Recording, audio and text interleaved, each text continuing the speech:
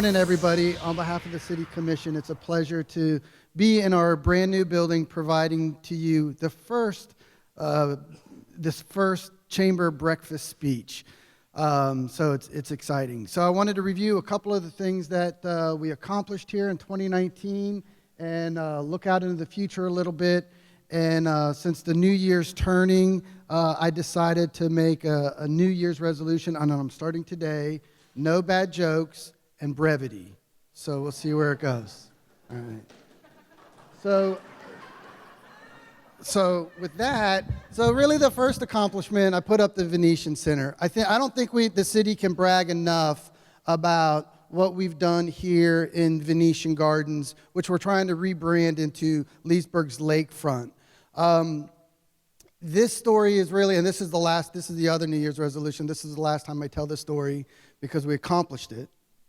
And we're moving forward to do other and greater things for Leesburg.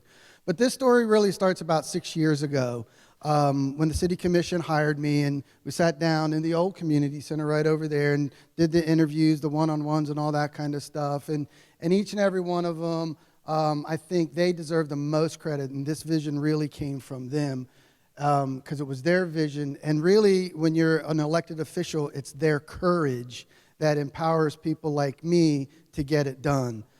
Boy, that sounded really good for working for elected officials, didn't it? But I promise no jokes.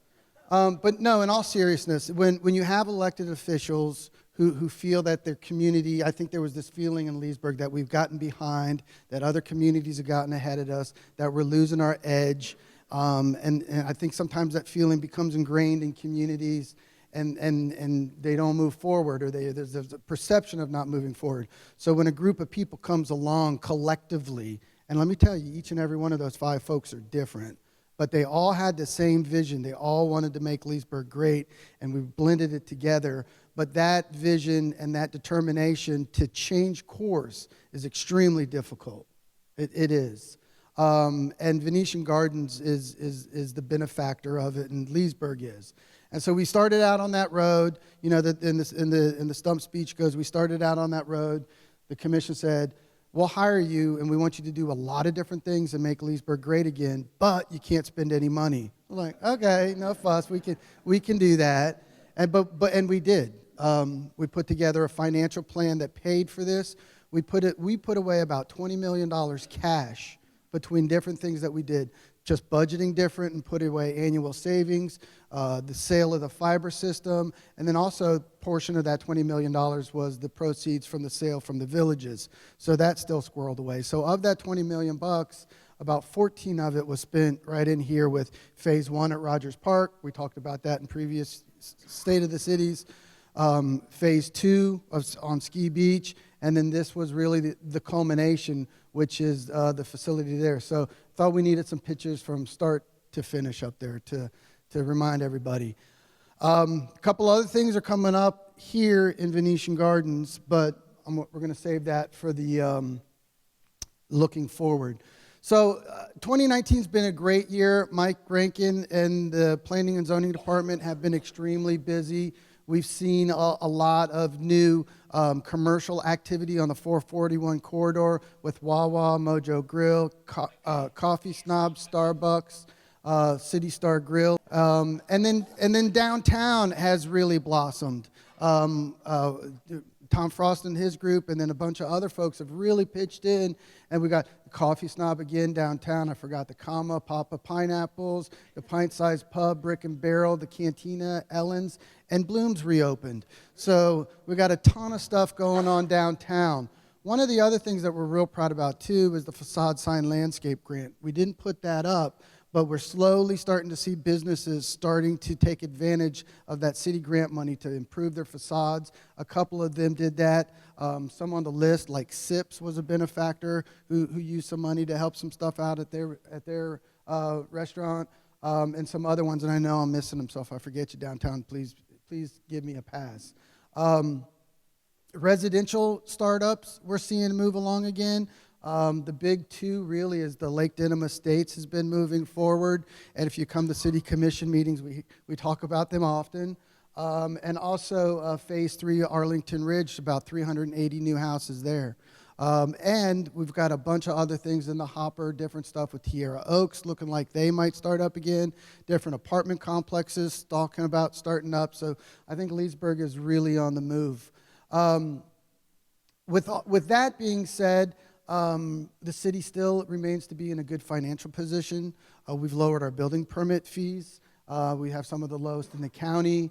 We've continued our services, and in some places we've actually expanded them, like with the addition of a couple new firefighters, different positions in maintenance that have expanded to take care of the things that we've reinvested in Leesburg. Rob, we didn't give Rob any more cops, but he's asking for them. But Rob's been a big participating with the resource officer and the school district. So I think our city services are good. And on top of that, our financial condition remains to be good. And then lastly, on 2019, and we'll round it out, is these are my favorite things. And I feel like when I talk to you guys about these things, you fall asleep. But I know Brad's over in the corner finally saying, yeah, these are my favorite things too. Unfortunately, DC couldn't be here. It's his favorite things too. So at least you got us three and Jack. I know it's Jack's favorite things too, wherever Jack is. But we've made a lot of changes and made a lot of accomplishments in 2019 on our utility systems, which is really the core of what keeps Leesburg running. Just off the top of my head, the first one was we put away a little over $4 million to replace 4 of our transmission transformers. And that's really important. That's where everybody, when you turn on the light, that's where it starts in Leesburg. This is going to take us about 4 years-ish to get them all in place and all done. But when those are in, the city substations are really up to speed for the next 30 years. So that's a big accomplishment. Next, we're doing a ton of improvements at the Turnpike Wastewater Treatment Plant, retrofitting it, expanding it. That's in preparation for Village's growth. And then we also connected in to the Sable Trail gas main. That's a huge deal for us, not only for our partnership with the Villages, which I'll talk about in a little bit, but also for redundancy in system, improvements and betterment. So Jack goes to sleep better every night. And I know that makes you all feel better when Jack is sleeping better. But Jack is because of that connection. And then just on a little one, water quality and these type of things. Our Lake Loraine project is ongoing over there by Beverly Shores Elementary, and that's an important project where we're digging out mud and muck and making water quality better and making the environment better. Before you switch over, I'll wind it down here quick. The Villages, we continue to move forward with the Villages. That's been a great partnership for us. It's really been a three-legged stool.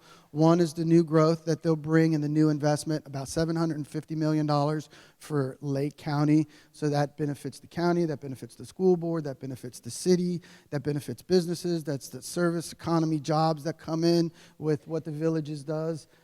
They're hoping to start breaking ground in 2022 on the 470 property, so they're pushing that up a little bit. So that's a huge deal. Also, we continue to work on our gas agreement with them. That's kind of been a fun story with a lot of litigation and some challenges, but that is a really critical piece for the city moving forward, because hopefully once we win that issue, that is going to be a great source of revenue, continue putting in capital improvement dollars and investing in the city as we move forward.